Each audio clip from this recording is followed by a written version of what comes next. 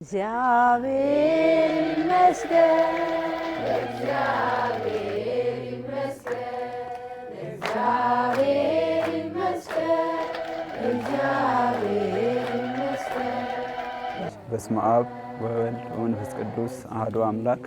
በስመ አብ ወወልድ ወመንፈስ ቅዱስ አሐዱ አምላክ። በስመ አብ ወወልድ ወመንፈስ ቅዱስ አሐዱ አምላክ። በሰላም ጠብቆ እስከዚህ ሰዓት ያደረሰን የልዑል እግዚአብሔር ስም የተመሰገነ ይሁን።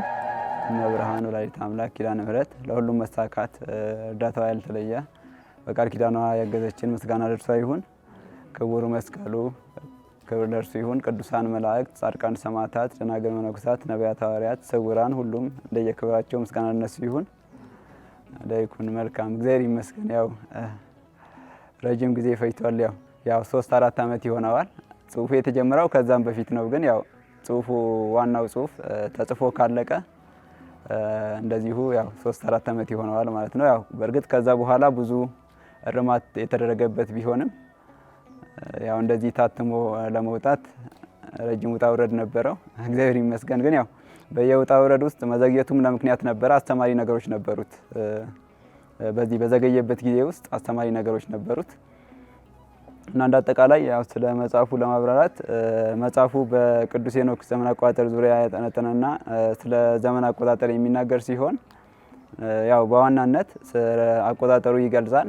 ይህም ደግሞ እግረ መንገድ ስለ ነብየ እግዚአብሔር ቅዱስ ሄኖክ ስለ ክብሩ ቅዱስ ሄኖክ ማን ነው የሚለው ነገር ቅዱሳን ምን ተናግረዋል፣ ቅዱስ ሄኖክ ራሱ ደግሞ ስለ ራሱ ምን ብሎ ተናግሯል የሚሉትንም ክፍሎች ይዟል ማለት ነው። እንደዚህ ሁሉ ከባህረ ሐሳብ አቡሻኽር አቆጣጠር ጋር በንጽጽር የቀረበበት መንገድ አለ። እንደዚሁ ደግሞ ስለ ርትዕት ተዋሕዶ ሃይማኖት ምንድነው የሚለውን ነገር ስለ ወላዲተ አምላክ መልእክት ያብራራ። ስለ ንግስናም የተወሰነ ክፍል ያለው ነው። አብዛኛው ደግሞ የህዝብ ጥያቄ እና መልሱ የሚል ክፍልም ያለው ሲሆን አብዛኛው ህዝብ ላይ የተፈጠረ ጥያቄ ወይም ይፈጠር ጥያቄ አለ። ስለ ቅዱስ ሄኖክ አቆጣጠር፣ ስለ ርትዕት ተዋሕዶ እምነትና ስለ ጥንቱ ስለ ርትዕት ተዋሕዶ እምነትና ስለ ወላዲተ አምላክ መልእክት ይህን በተመለከተ አብዛኛው ህዝብ የሚያነሳው ጥያቄ አለና ህዝብ ላይ ለተፈጠረው ጥያቄ መልስ የሚሰጥ መጽሐፍ ነው ብዬ ነው የማምነው። ያው የመጽሐፉ ይዘት ይህን ይመስላል። እሺ፣ እግዚአብሔር አምላክ ስሙ የተመሰገነ ይሁን።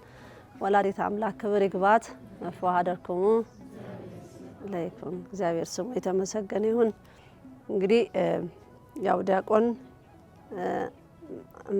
በጣም ደስ የሚል ባህሪ አላቸው። ለኛ ለርቱዓን ትልቅ ጥሩ እና አስተማሪ የሆነ ስርዓት አላቸው እውነት ለመናገርና ይሄን መጽሐፍ ረስቸው አይደለም እሳቸው ጽፈው ሲያስቀምጡት ረስቸው አይደለም፣ ግን ፍቃድ መጠበቅ ነበረብንና 3 ዓመት 4 ዓመት ተጠብቆ ነው የታተመውና ትግስተኛ ናቸው። ያው እርማት ላይም ደግሞ ያው መታረም ያለባቸው ነገሮች ሰው ልጅ ፍጹም ስላልሆነ አንዳንድ ነገሮች ይኖራሉና እርማቱ ላይ ራሱ የማህበሩ አባላት ትምህርት ክፍሉም ተሳትፎበታል በሚገባ ማለት ነው። ጽሁፉ ያው እኔ እንግዲህ አንዳንድ እንደራሴ ደግሞ የምመለከታቸው ነገሮች ደግሞ አሉ። ሁልጊዜ የተለመደ ነገር ምንድነው ጽሁፉ ተለቅ ብሎ መጻፍ እንዳለበት፣ ሌላው ደግሞ በጥቁር ቀለም አንጠቀምም። ይሄንን ያው እሳቸውም ቀድሞ የሚያውቁታል እና ሰማያዊ ነው ጽሁፉ በውስጡ ያዘለው። ሌላው በጣም የወደድኩት ከላይ ያለችው መሶበ ወርቋ ናት። ይሄም በሁለት ሰው ሐሳብ ሁለት ሰው ናቸው ይሄን ሐሳብ ያመጡልን እና ደስ ይላል። ያው ትርጉምም አለው አይደል ዲያቆን? እዚህ ላይ ቢያስረዱን ትንሽ። መሶበ ወርቋና ከዛ ደግሞ መሰላል ደግሞ አለው እሷን። መልካም እሺ፣ እግዚአብሔር ይስጥልን። ያው እንደ ሩት ንግስተ ነገስታት የሁለት ሰው ሐሳብ ነው። አንደኛው ኃይለ ጊዮርጊስ ናቸው፣ ሁለተኛው ደግሞ ኪዳነ ማርያም ማቴዎስ ናቸው የፍጻሜ ሊሰሩት። የመጀመሪያው ከቨር ወይም የፊት ሽፋን የነበረው መሶበ ወርቋን ነበረ። ያው መሶበ ወርቅ የወላዲተ አምላክ ምሳሌ ነው።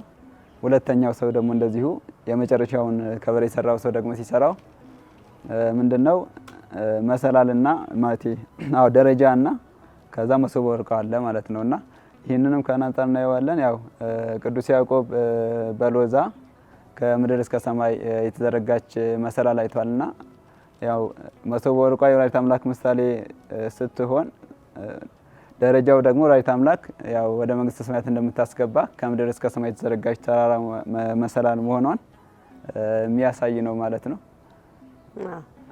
ያው ከምሳሌ ጋር ሁሉም ይሄድ በሚል ነውና መጽሐፉንም ላሳተሙልን ላገዙን ሁሉ እግዚአብሔር ያክብርልን፣ እግዚአብሔር ይስጥልን እንላለን። ያው ቀጣይም መጽሐፍ ዲያቆን ይኖራቸዋል ስለሚኖር የግዴታ ደግሞ ሁልጊዜ ገንዘብ አሰባስበን መሆን የለበትምና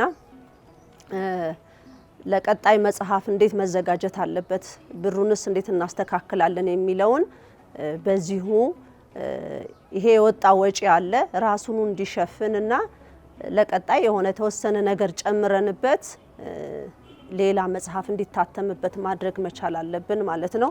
እንግዲህ ባሁኑ ይሄን ያህል ታትሟል። ያው ሁሉ ጋራ ይደርሳል። እሺ ይርስትልኝ ሳይሰጡኝ ነው እናንተ የሰጣችሁኝ? አይ ማታ ሰጥተውኝ ነበርና ጽሁፉ እንዳልኩት ጎላ ጎላ ብሎ ነው የሚታየውና እኔ ያው ብዙ ጊዜ ድቅቅ ያለ ጽሁፍ አይሆንም ነው የምትለን እና በጥቁርም ደግሞ እንዳልኩት በጥቁር መጻፍም ስለሌለበት ያንን ነገር ያው አሳውቂያቸዋለሁ። ያው ይታወቃል ከዚህ በፊትም የታተሙ መጽሐፍ ላይ በእንደዚህ ከለር እንዲታተም ነው። ያው እሳቸው ብዙ ፈተና ይሄን መጽሐፍ ለማሳተም በጣም ብዙ ፈተና አሳልፈዋል። ሄዶ ለማሳተም ብዙ እንደው እርግጠኛ ነኝ ሌላ የዓለም መጽሐፍ ለማሳተም እንደዚህ ፈተና የለውም። በጣም በጣም ውጣ ውረድ ነበረው። ጠዋት ሄደው ማታ ነበር የሚመጡትና ጥሩ ነገር ስላለው ለህዝብ እውነተኛ የሆነ ነገር ሊቀርብ ስለሆነ ትግል አለው። ያንን ትግልም አልፈሩትም፣ አልደከማቸውም፣ አልሰለቻቸውም። ያንን ሁሉ ተወጥተው ዛሬ እዚህ ጋር ደርሷል ማለት ነውና ሁላችሁም ይሄንን መጽሐፍ እናንተ እጅ ላይ ሲደርስ በጥንቃቄ እንድታዩት ነገ ለልጅ ልጆች የሚሆን ነው። እንዳልኩት የዘመነ ሄኖክ ታሪክ ተደፍኖ የነበረ ግን እግዚአብሔር መንፈስ ቅዱስ ደግሞ የለም ይሄንን ህዝብ ማወቅ አለበት መጠቀም አለበት የሚለውን ነገር ነው የተሰጠን አደራና ይሄ የመድኃኔዓለምና የቅድስት ድንግል ማርያም ማህበር ዘኢትዮጵያ እየተጠቀመው ያለው የዘመን አቆጣጠር ይሄንን ይመስላል። ከምን የመጣ ነው የሚለውን እኔ አሁን በርግጥ የዛሬ 4 ዓመትና አሁን በርግጥ ህዝቡ ብዙ ክርክር የለውም ስለ ዘመነ ሄኖክ እውነታን ብዙ የተረዳው ነገር ስላለ በርግጥ በነጮች ሲነገር ሰው አፉን ከፍቶ ነው የሚያዳምጠው።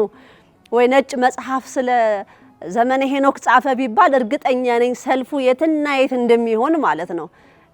ይሄ እንግዲህ ምን ያህል ታሪኩን የማያውቅ ትውልድ እንደሆነ ማለት ነው። ይሄ ግን በራሳችን በሚገባን ወደፊትም ደግሞ በትግርኛም በኦሮምኛም መጽሐፍ እንዲጻፍ ሁሉ ነው የምናደርገው ማለት ነው። ያ ነው የቀጣዩ እቅድ ማለት ነው። ለምን ሁሉም ትውልድ በቋንቋው እንዲገባው የዚህ ማህበር ዓላማ ምን እንደሆነ ማስመር አለብን። ይሄ የሚወራ ተራ ወሬ ሳይሆን ቁም ነገር የያዘ ማህበርተኛ የአምላኩን አደራ ወይም የተሰጠውን ግዴታ ሊፈጽም የቆመ የማህበር አባላት ነው እዚህ ጋር ያለውና ይሄ ሁሉ ብር ዛሬ ይሄ ሁሉ ህትመት ሲወጣ ሰው ከራሱ ኪስ አውጥቶ ነው የታተመው። ቀላል አይደለም። ዛሬ ብራችን የሰራነው ብራችን ለልብስ፣ ለጫማ፣ ለጌጣጌጥ ይውላል አይደለ? ገና እንደውም ሲደርስ ለገና ዛፍ ሁሉ ይገዛበታል። ጭራሽ ገና ዛፍ ደግሞ ከተደረገ በኋላ ቤት ውስጥ ደግሞ ቤት ውስጥ ለሚኖሩት ሰዎች ገናው ዛፍ ዙሪያ ለፍቅረኛቸው ወይም ለእናት ለአባት ስጦታ እየተባለ ይቀመጣል። ምንም ትምህርት የሌለው ማለት ነው። ዛፉ ስር የሚቀመጠው ምንም ትምህርት የለውም። እኛም ደግሞ በዚህ መልኩ ለትውልዱ በረቱን አስቀምጠን በበረቱ ዙሪያ ያስቀመጥናቸው ራሱ ትምህርታዊ ሊሆኑ የሚችሉ ህዝብን ሊያስተምር የሚችል ትውልድን ከገና ዛፍ ላይ አንስቶ ወደ በረቱ ለማምጣት ማስተማሪያ ነው። ይሄ አንዱ ትልቅ ትምህርት ነውና ፍራፍሬ የሚደረግበት ምክንያት አንዱ አዳም በገነት ሳለ ምንድን ነበር የሚበላ የነበረው? ምንድን ነበር የሚበላው? ፍራፍሬ አይደለም? ከዛ ከስንት በኋላ መጥቻ አድንሃለሁ አላለው ብሎታል አይደል? አዎ። እንግዲህ በዛ ዘመን የነበሩ ፍራፍሬዎች ሁሉ በአሁን ጊዜ የሉም። በእርግጥም የሉም። ብዙ ፍራፍሬዎች የሉም። በእርግጥም አዳምን ወደ ገነት እርጎ እናረጋለን፣ ወተት እናረጋለን፣ ማር እናረጋለን፣ እጣን እናረጋለን፣ ዘቢብ እናረጋለን፣ ስንዴም አለ ዛሬ። እንደዚሁን ለምንድን ነው ሰው መማር ያለበት ነገር አለ፣ መማር ያለበት። ዛሬ ግን ገና ዛፍ ላይ የሚቀመጠው ምንድነው? እርግጠኛ ነኝ መጽሐፍ ሁሉ የሚሸልሙ አሉ። መጽሐፍ ሲሸልሙ የምን መጽሐፍ ነው የሚሸልሙት? የሆነ ልብ ወለድ መጽሐፎች ምንም ታሪክ የሌላቸው ተብሎ ገና ዛፍ ላይ ለእንትና ስጦታ ይሁንልኝ ምናምን። ገና ዛፍ ላይ የሚቀመጠው ስጦታ በሙሉ ለእግዚአብሔር ሊሆን አይችልም። ወይም ትውልድን ሊያስተምርለት አይችልም። የአብርሃም አምላክ የሚፈልገው ትውልድ ሊማርበት የሚችል ነገር። እኛ አንድ ሰው ምን አለን እንዴ? እውነት ነው ንግስተ ነገስት 120 ቤተሰብ ነበረው እንዴ መድኃኔዓለም ለሚለው? አዎ ብለሽ በያቸው። ስንት ሺህ ህዝብ ነበረ? ትክክለኛው ህዝቡ እሱን ተቀብሎት ህጉን አክብሮ በሱ ህግ የሚኖሩ የነበሩት 120 ነበሩ። እንግዲያውስ በሚሊዮን የሚቆጠሩ አልነበሩም።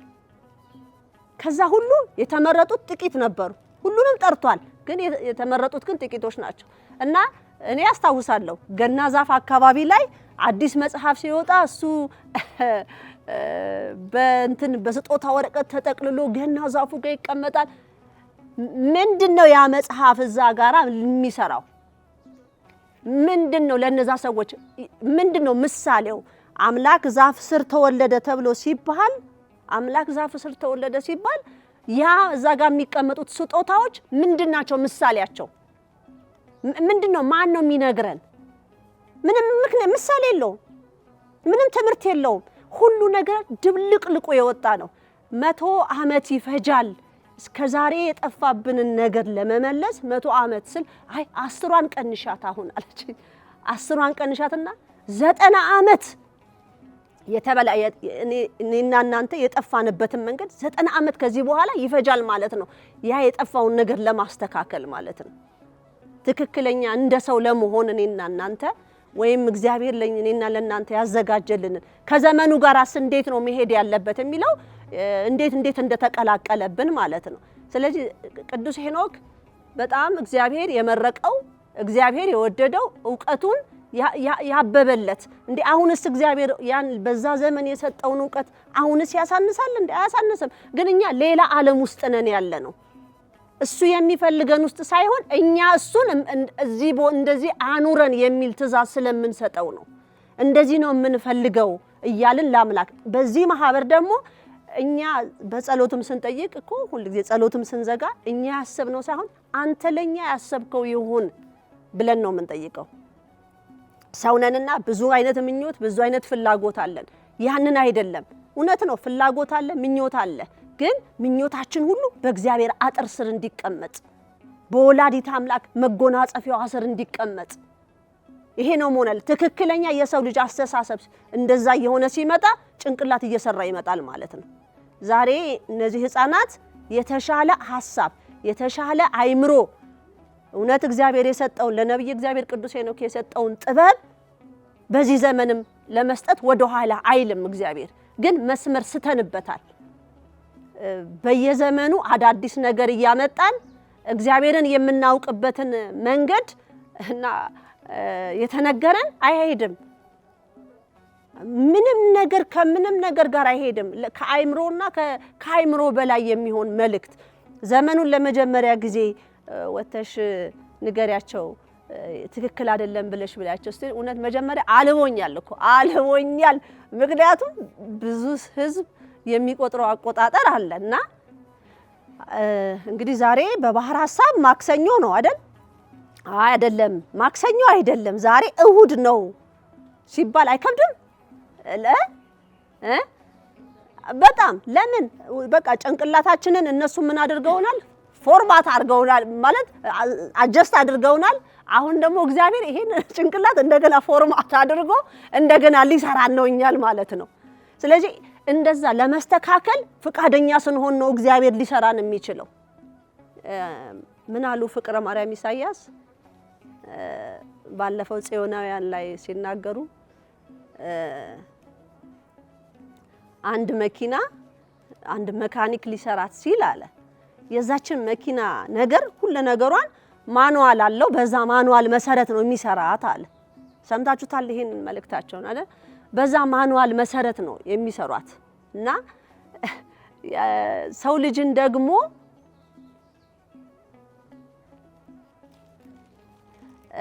ልጅን ደግሞ እንዴት ነው የሚሰራው የሚለውን ወደ እግዚአብሔር ማየት ያስፈልጋል። ምክንያቱም የፈጠረው እሱ ስለሆነ ያ አካል ከተበላሸ ያንን አካል መስራት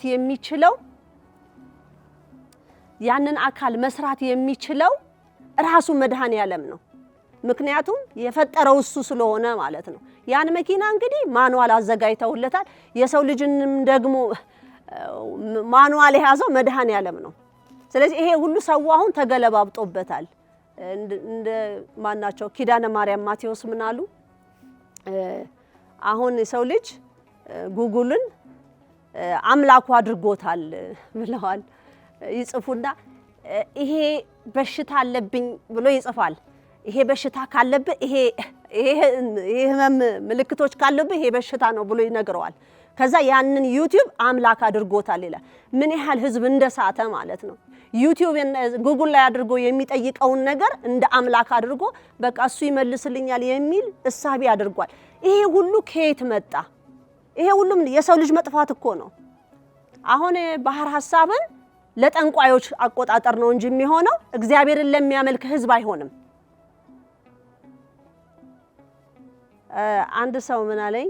ኧረ ንግስተ ነገስት ማናት አበበች ማናቸው ሐኪም አበበችና እርሶ እንዴት ነው ሲሉኝ፣ አይ እኔና እሳቸው በምንም አንገናኝም። እኔ ስለ አምላክ ስለ አብርሃም ስለ ይስሐቅ ስለ ያዕቆብ አምላክ ነው የምመሰክረው። በጭራሽ አንገናኝም። እኔ ስለ አምላክ ክብር ነው የምናገረው። ስለ እናቱ ስለ ቅድስተ ቅዱሳን ነው የምናገረው። የእሳቸውን ደግሞ በደንብ አጣሩት፣ በደንብ ስሙት። መልእክቱ ምንድነው ብላችሁ አድምጡ። ይሄ ነው እንግዲህ አሁን እንደዚህ አይነት የተስተካከለ አይምሮ ሲመጣ በቃ እውነትም እየተለየን እንመጣለን። ዝም ብለን የሰጡንን እያፈሱ መክተት አይደለም። ምንድነው እርግጠኛ ነኝ አሁን አዳም በገነት በነበረ ሰዓት ምንድን ነበር የሚበላው ቢባል ሰው ጥሬ ስጋ ሊል ይችላል እኮ፣ ወይም ደግሞ የፍየል ጥብስ ሊለን ይችላል። ወደፊት እንደዛ ነው እኮ የሚያመጡት። አሁን እኮ ዝም ካልናቸው ይሄን ያህል ነው እያሳቱን ያሉት። እኛ ደግሞ እግዚአብሔር ወዳዘጋጀልን ትልቅ ጥበብ ሰጥቶናል፣ በጣም ሰጥቶናል። ግን እንዳንሰራበት ጭንቅላታችንን በጥሬ ስጋ በፍየል ጥብስ ጭንቅላታችንን ጠብሰው ጨርሰውናል። ስለዚህ ያ ቦታው አይደለም። ምን እናድርግና እንማር እንዴ?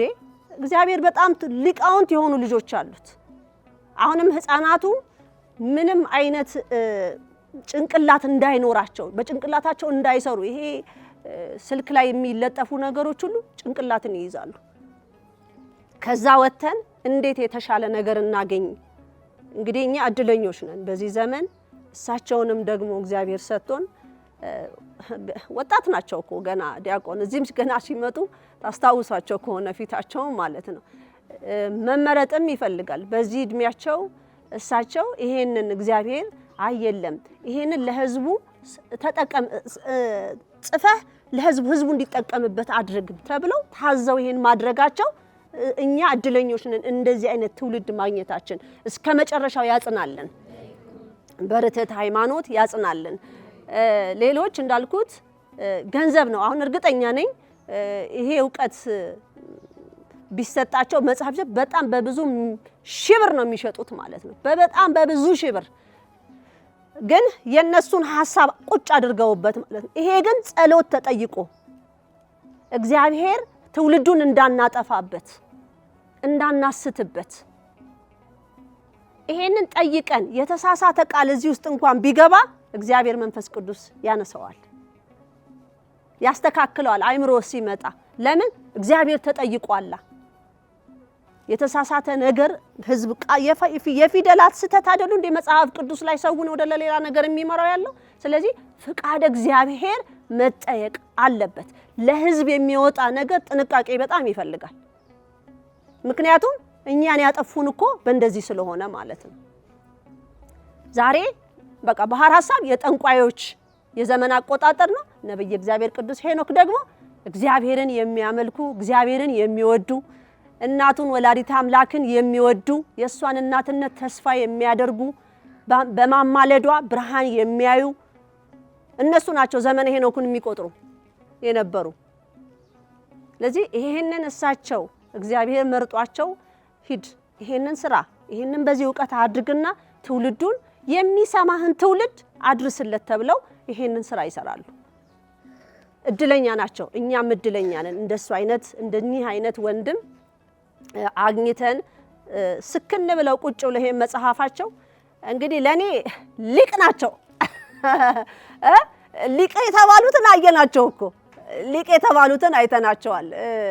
እንግዲህ እኔ ለኛ ትልቅ ምክንያቱም አሁን አይምሮን ምንድነው አፍርሰ ስራን ብለናል። መድኃኔዓለም አፍርሶ ሲሰራን ከዚህ በኋላ የምናያቸው ነገሮች አይምሮን የሚያክሙና የሚያስተካክሉ መሆን አለባቸውና ትግስት ሰጥቷቸው እንደወረ ንግስተ ነገስት ተረስተውት ነው ብለው ሁሉ ያስቡኛል። መቼም እርግጠኛ ነኝና እግዚአብሔር ሰዓቱ ሲደርስ ነው ያንን 3 ዓመት 4 ዓመት ጊዜ ፈጅተው ቁጭ አድርገውት አሁን ይውጣ አሁን ይታረም ማለት እንትን አይደለም።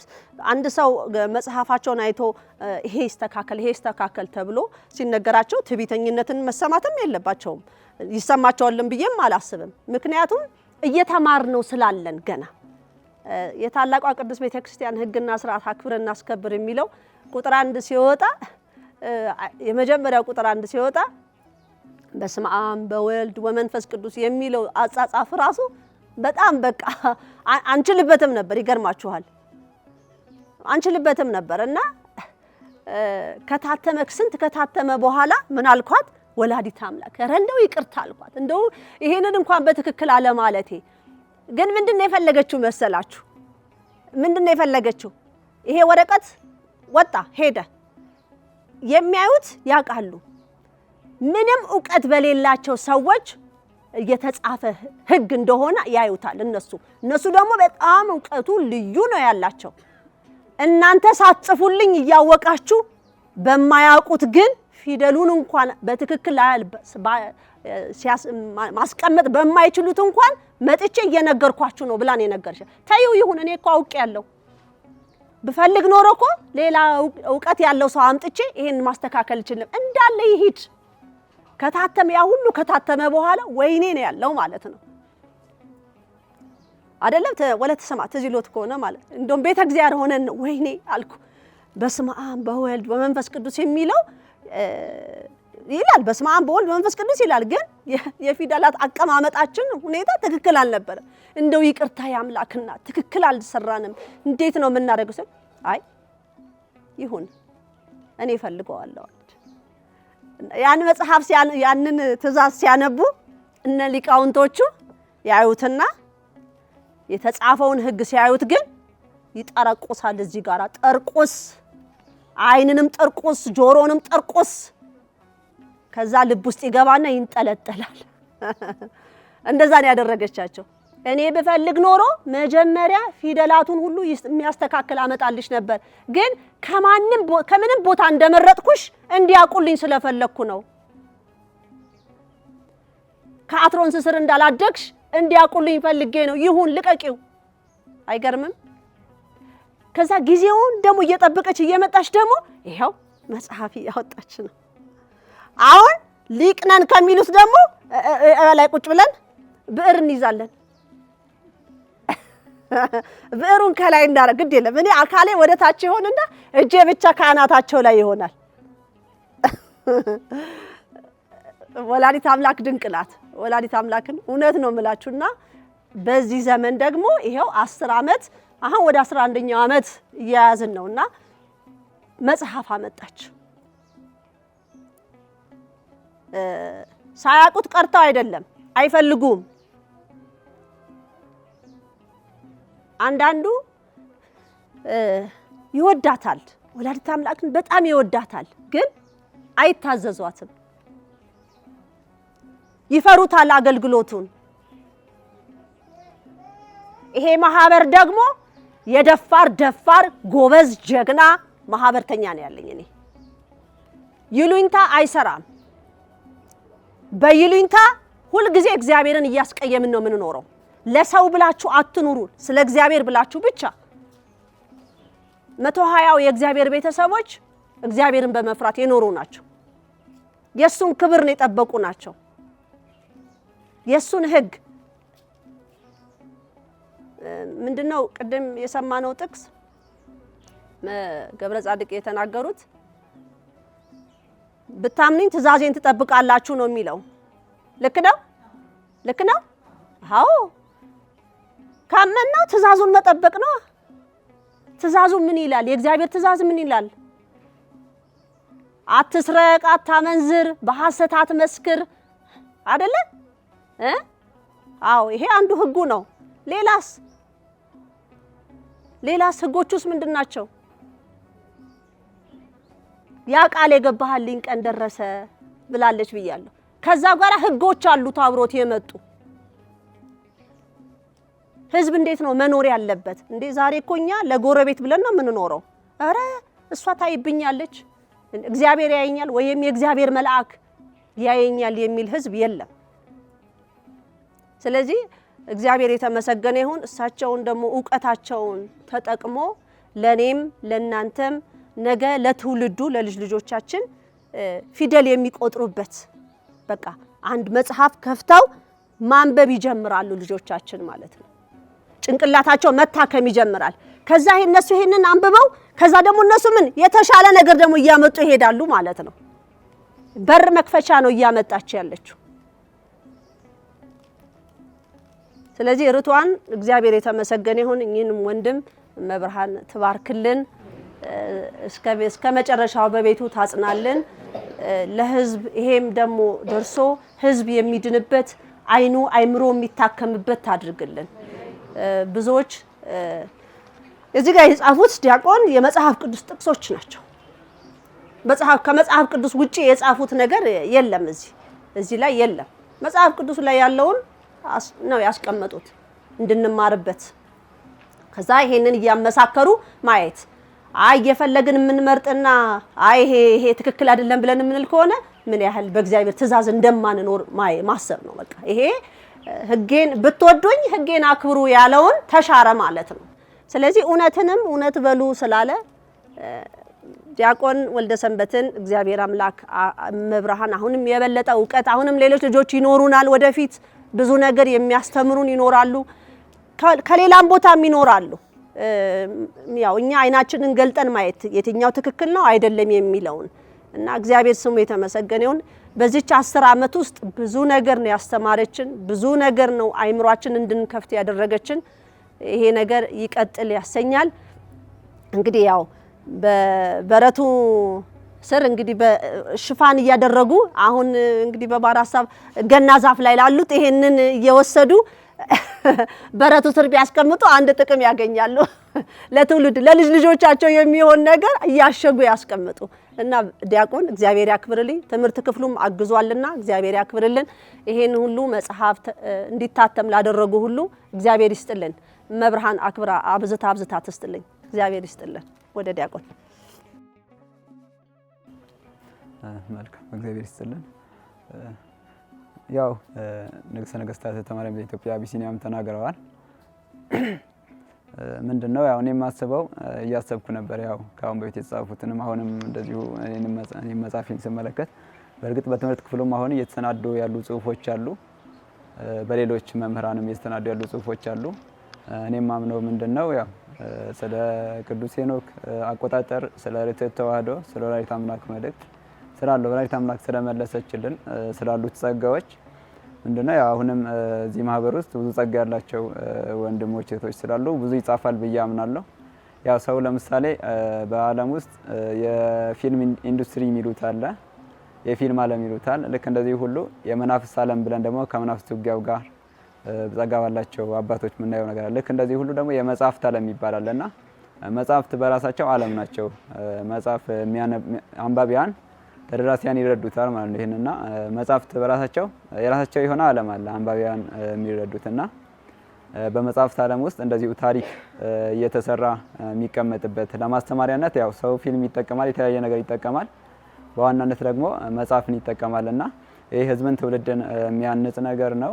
እንደዚሁ ሁሉ በዚህ በመድኃኔዓለምና ቅድስት ድንግል ማርያም ማህበር በኢትዮጵያ አቢሲኒያ አሁንም የተሰናዱ ያሉ መጽሐፎች አሉ። ወደፊትም በሌሎችም ወንድሞች ተጨማሪ መጽሐፍት ተጽፈው እንደሚወጡ እርግጠኛ ነኝ ለማለት ነው።